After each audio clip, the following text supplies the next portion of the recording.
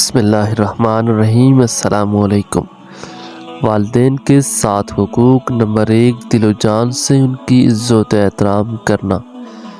Number 2، حسن سلوک اور محبت و الفت کا معاملہ کرنا۔ نمبر 3، شریعت کے دائرے میں رہتے ہوئے ان کی اطاعت کرنا۔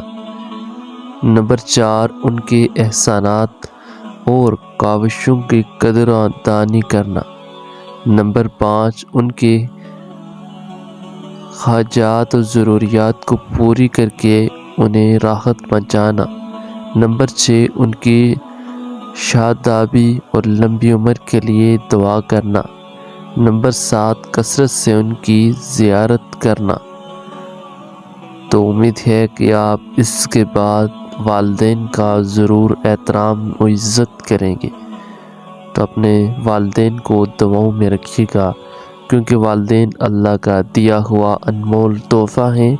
یہ ایک بار چلے جائیں تو واپس کبھی نہیں آتے۔